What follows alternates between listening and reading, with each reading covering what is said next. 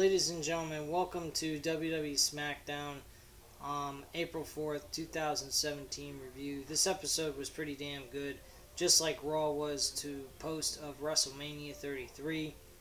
Randy Orton comes out, basically stating that he beat Bray Wyatt's ass.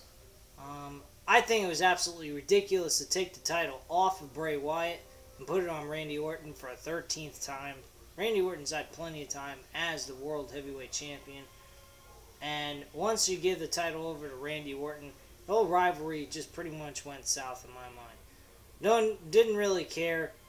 The Bray Wyatt comes onto the Titantron and announces a House of Horrors match that he would like to have with Randy Orton, a match that's created in the mind of only Vince McMahon or somebody else of creative writing, trying to figure out what the hell exactly they're going to offer us with this House of Horrors match. So it should be interesting what the rules are, what this match entails. Hopefully it's not one of those stupid, idiotic fucking matches where it's like kind of like the Hardy Boys kind of gimmick, like they did on TNA, the delete type videos. I hope that's not what they do here. This is not the Hardy Boys. That was done well. It was a one-time only thing. It can never be resurrected and redone over again and done the way the Hardy Boys did it. So that's just my opinion on that. And then it broke down into a brawl. Luke Harper, Eric Rowan first came out and attacked Randy Orton with Bray Wyatt, and then Luke Harper came to Orton's aid. So it became a tag team match for the main event of SmackDown. Backstage, we also see Miz saying that John Cena's proposal to Nikki was good, but it was made because of the fact that Miz and Maurice kept pushing it and saying, "Why have you married her?" So he was made obligated to marry Nikki Bella in the process, and it's all fake and bullshit, and it's not really real. And they also said they're going to come out and call out John Cena that night, where you'll never see John Cena and Nikki Bella again for a very long time. Very pointless fucking segment there, may I add. Naomi and Alexa Bliss for the SmackDown Live Women's title in a rematch for her rematch clause on the championship. Why Alexa Bliss ever lost this title is beyond me. Why she lost it the first time to Naomi and then get it back is beyond me. Why Naomi ever was stripped of the title because she showed up at WrestleMania to defend it is beyond me. It would have made a lot more sense to keep the damn belt on Naomi and not stripping her of it.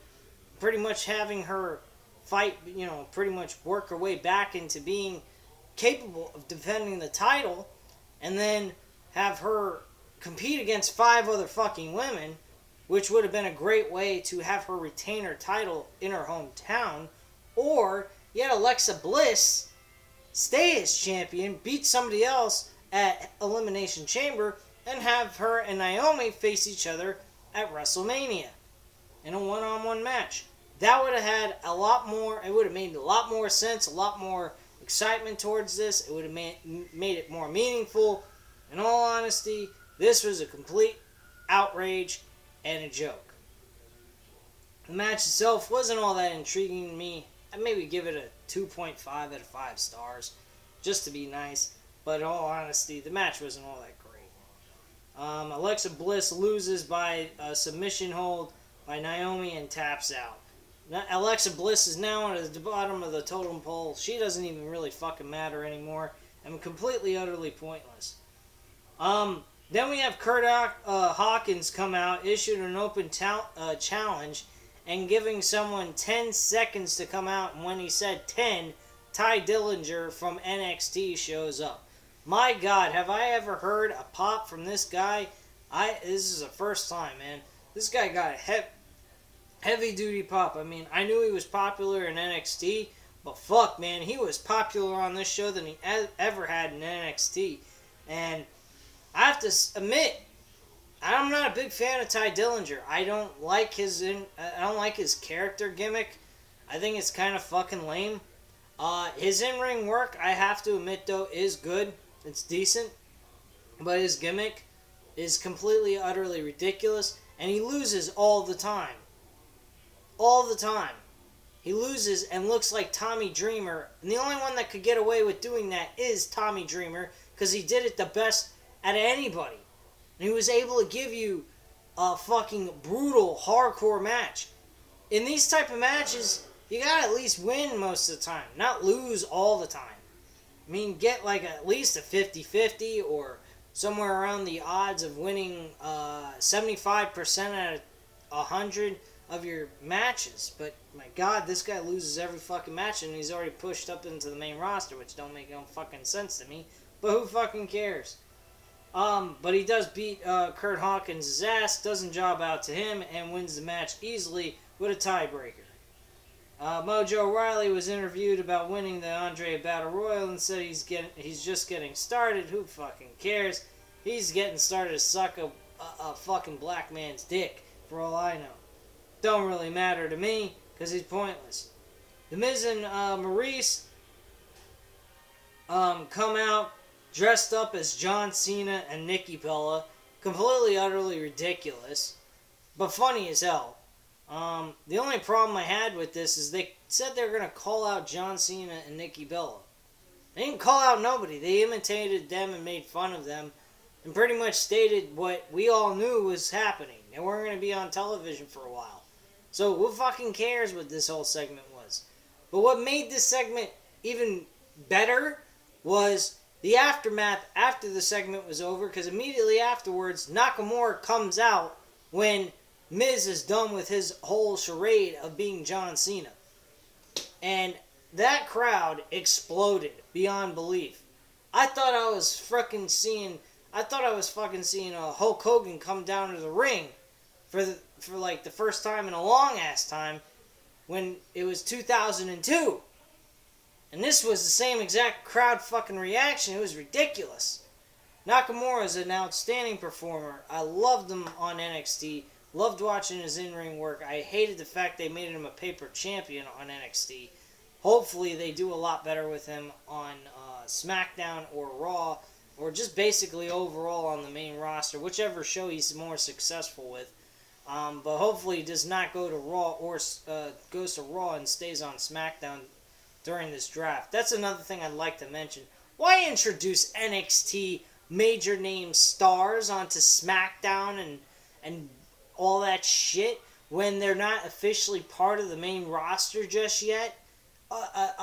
A week before the fucking draft starts? I mean, shouldn't they have just been part of the fucking the draft? That would have made a lot more sense. I mean, if they would have shown up and the draft was like in June or July like it was last year, I can understand them dragging them into this, but a week before the fucking draft they're gonna do that? I mean, that doesn't make any sense. They could have held off on that for another week when they get drafted to some brand. I mean, that was so stupid.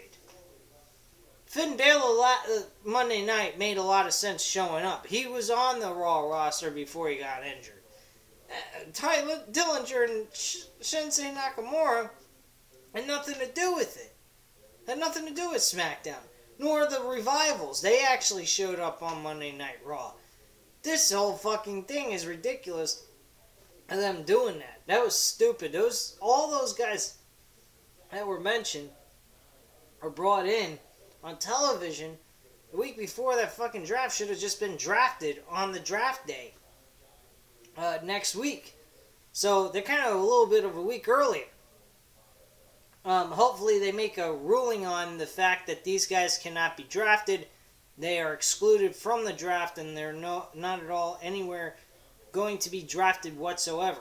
If they do that, that's fine. I mean, I have no problem with that. But if they go ahead and they say there's potential chance they can be drafted to the other brand, I mean, what was the point in bringing them on television to begin with? When you can just draft them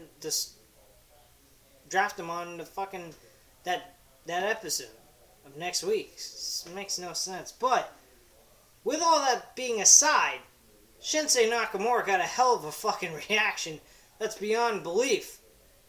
And hopefully he does a really great job appearing on SmackDown and stays on SmackDown. Because I'd hate to see him go on Raw after he's already been on SmackDown and just does a small introduction to himself by doing a parade to the ring, basically. So Dean Ambrose and Baron Corbin have a street fight. Baron Corbin and Dean Ambrose's match here was better than the WrestleMania match they had. And there was no title on the line. Why not? It's a fucking street fight. These guys are hitting each other with chairs, putting each other through tables, things of that sort, doing illegal shit you don't normally see in a match, and they're doing it, and there's no title on the line? I don't get it. I just don't get it. The match, though, was very entertaining and very fun to watch. I mean, Baron Corbin did pick up the victory. I give the match a 3.5 out of 5 stars. Way better than fucking their match for the IC title at WrestleMania 33. That match was completely boring. This match was actually rather decent and watchable. So I'm not going to complain about this, but they should have had the damn IC championship on the line. Shane McMahon comes out. He pretty much addresses the draft for next Monday night, and all the superstars are going to be there for the episode, and who's going to get drafted where, and blah, blah, blah, and how any Raw superstar gets drafted to SmackDown should be happy and proud to be on the real flagship show. AJ Styles then comes out and says, hey, we may have beat the shit out of each other. You may have gave me a shiner on my eye, give me a black eye and everything, and I may have, we may have had a disagreement, and I did some rotten shit to you, and I felt you did some horrible things to me, but I'd rather stay on SmackDown and be with the SmackDown brand than ever go to another brand again, because this is the house that AJ Styles built. Pretty much putting in the same sense what he said in TNA. So they might do something interesting with that and have AJ Styles flip out being drafted to Raw, which might happen because that has been rumored. Hopefully it doesn't, and we don't see AJ Styles on a 3-hour show when we can see him on a 2-hour show that's more easy to watch and enjoy. The main event, it was okay. I'll give it a 3 out of 5 stars. Randy Orton and Luke Harper picked up the victory with an RKO. Well, first a kick to Eric Rowan's face, and then an RKO to Eric Rowan for the 1, 2, 3. And Bray Wyatt sitting out there laughing his ass off on the rampway, watching his own partner get demolished by both of these guys. And he's just sitting there laughing. They have no clue where they want to go with this guy. This guy could be losing. He could be winning. He is fucking berserko. This guy makes absolutely no sense. He's fucking pointless. And I like Bray Wyatt. I want to see Bray Wyatt succeed, but they never seem to get this guy to do nothing important. He just babbles on and on and on and on and on, but never goes anywhere with his babbling. He sure as hell doesn't demolish anybody. He doesn't conquer anyone. He doesn't dominate anybody at all. He just puts on a good talking show and sounds fucking retarded and does satanic shit on television. And that's all he does. Other than that, he don't do a hell of a lot of anything on this show that's even impressive. Undertaker, at least, when he was on television, yes, he did creepy, disturbing things that normally characters on the television shows of Raw and SmackDown didn't normally do, but he was a supernatural character, but yet he won and he was entertaining. He kicked people's asses. He made people bleed. He dominated matches at times. He was a dominating figure. Bray Wyatt ain't dominating. He's not intimidating.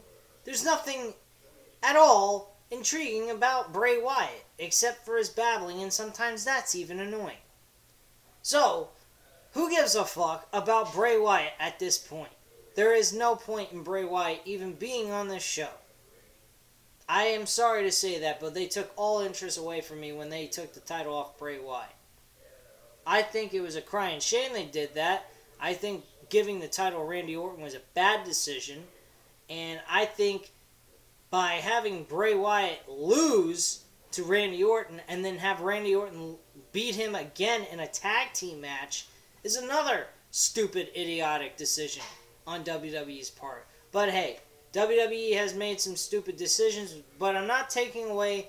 The show was intriguing. The segments were funny and enjoyable, most of them.